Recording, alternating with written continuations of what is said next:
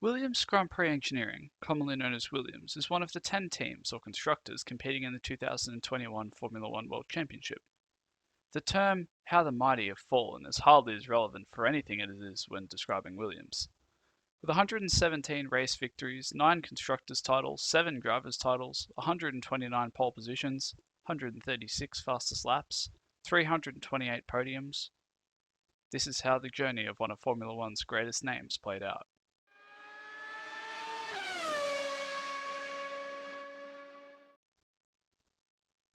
In 1969, 26-year-old Frank Williams, a longtime motor racing enthusiast and ex-touring car driver who'd worked on dealing cars and spares on behalf of Ron Tauranac and Jack Brabham's motor racing developments, entered a Brabham chassis in the Formula One World Championship for his flatmate Piers Courage, under the entry Frank Williams Racing Cars. This team name lasted until 1975, using Brabham, March, ISO and De Tomaso chassis. The first season was impressive enough, with Courage scoring 2 second-place finishes before being tragically killed at Zandvoort in 1970. This was the first of 2 fatal crashes in Williams' cars.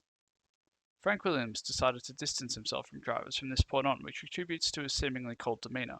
The team suffered from this point on, not scoring another podium until 1975, from when the Canadian oil mogul Walter Wolf bought out 60% of the team and renamed it to Wolf Williams Racing.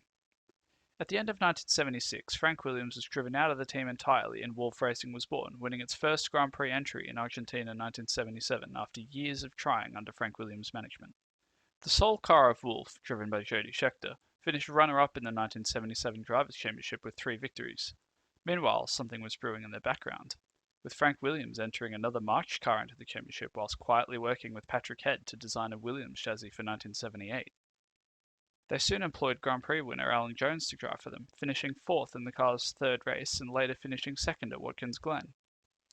For 1979, Head and Frank Durney redeveloped Colin Chapman's ground effect designs and implemented them into the Williams FW07, which would be driven by Jones and Clay Regazzoni, who would go on to almost win in Monaco. Williams became notorious for car development, with their return after the mid-season break in 1979 being greeted with Jones taking pole. Williams ran 1-2 for most of the race until Jones's engine detonated, allowing Regazzoni to take the team's first victory, no less at their home race in Silverstone. Jones then proceeded to win the next 3 races in a row, as well as another in Canada. Williams had just won 5 out of 6 races, including a 1-2 finish in Hockenheim. Williams signed both Jones and Carlos Reutemann for 1980 and 81, winning the Constructors' Championship in both years. Jones and Reutemann finished 1st and 3rd respectively in the standings in 1980, and 3rd and 2nd in 1981 before Jones quit the team before 1982 season. Reutemann retired from Formula One after the first race of 1982, but his new teammate Keke Rosberg won the chaotic championship despite only having 1 career victory. Williams replaced the aged Cosworth engines with turbocharged Honda units for the final race of 1983, with Rosberg winning 1 race that year. The 1984 car was hardly as competitive, with Rosberg winning in Dallas, but the situation improved in 1985 when Williams signed Nigel Mansell, one of the hungriest and most aggressive drivers in Formula One history. Rosberg took victory in Detroit and Adelaide, whilst Mansell won in Brands Hatch in South Africa. When Rosberg moved to McLaren for 1986, he was replaced by 2-time world champion Nelson Piquet, who with Mansell and Honda would create an explosive combination. To contrast the team's high hopes for 1986, Frank Williams was rendered quadriplegic in a road car collision in Nice. Left effectively without leadership, the drivers formed a dramatic title rivalry and secured Williams' Constructors' Championship despite both drivers losing out on the drivers' title in the final race of the season.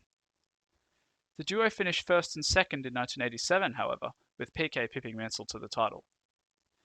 Being unable to secure a major engine deal for 1988, Williams used naturally aspirated Judd engines, which saw a string of retirements, with yearly highlights being only 2 podiums. The secured Renault engines for 1989, with Thierry Boutsen and Riccardo Patrese finishing 3rd and 5th in the championship, with 2 wins to Boutsen's name. This momentum continued into 1990 until Mansell returned to the team in Boutsen's place for 1991, where he narrowly lost on the championship again, this time to Ayrton Senna. The team won 7 races that year before embarking on one of the most memorable dominations of all time. In 1992, Mansell and Patrese finished 1-2 6 times, 4 times out of the first 5 races. They finished 1st and 2nd in the championship, with Mansell taking 9 wins to Patrese's 1. They were both replaced by Alain Prost and Damon Hill for 1993, where the team won the championship once again. They won the 1994 Constructors' title as well, despite Michael Schumacher ending Hill's title hopes in Adelaide. Williams easily secured second place in 1995 before winning the 96 and 97 titles with Hill and Jacques Villeneuve. This success ended when Renault stopped supplying new engines to the team for 98, from when Williams was winless for 3 years. In 2000, Williams signed Ralf Schumacher and rookie Jenson Button, while the team was run by BMW. Part of the deal with BMW was the German driver be signed by the team, hence their signing of Ralf Schumacher. Button was replaced with Juan Pablo Montoya for 2001, with the Schumacher-Montoya pairing lasting until 2004 and being one of the strongest in recent years.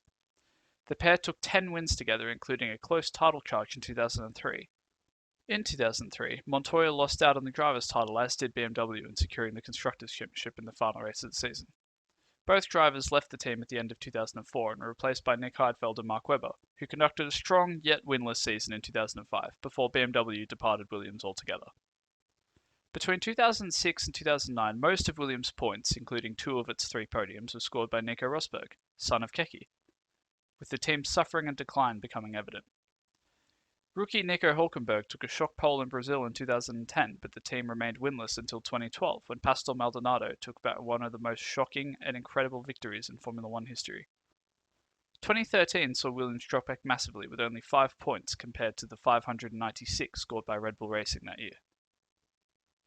New engine regulations between 2014 and 17 saw Williams return with impressive performances from Felipe Massa, Valtteri Bottas and Lance Stroll, the trio taking 1 pole and 15 podiums.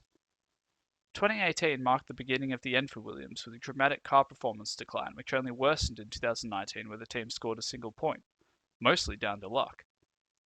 2020 was a worse season with several sponsorship losses and not a single point scored. To demonstrate the struggle, Williams withdrew Robert Kubica from the 2019 Russian Grand Prix due to a lack of spare parts.